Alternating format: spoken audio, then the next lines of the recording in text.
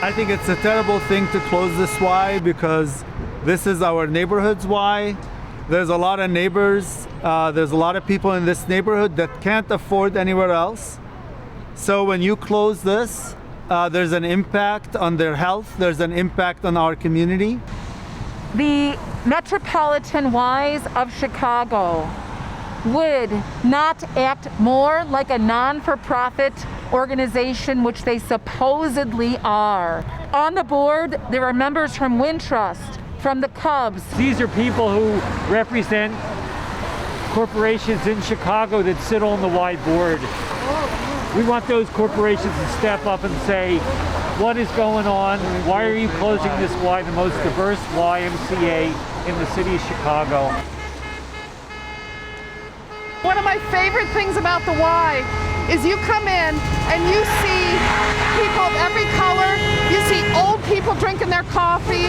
You see the young, high school basketball players working out. You see the soccer moms.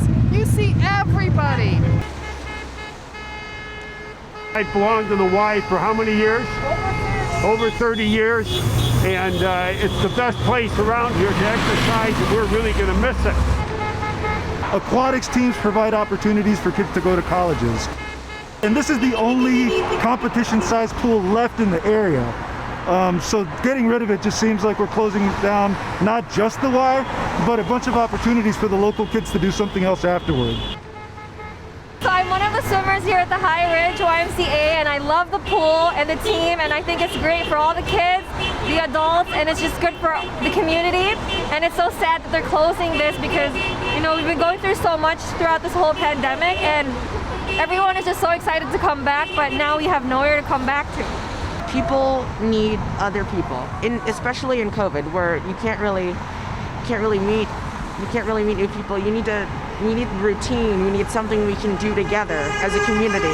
There's not many places that you can do that besides the Y. There's a lot of exercise that I'm not able to do because of physical issues, but swimming is something that I can do and that I love to do. I love this pool. There's so much light that comes in through the windows, and it just makes me happy to be here. There's another benefit to the YMCA that can't be put in words except to say it's the feeling of community. My mom and my dad met here when they were 12 and 13 years old, when they were at summer camp here, and it changed their life. It changed all of our lives because that's where they fell in love. The Y serves to bond people together across race, across age.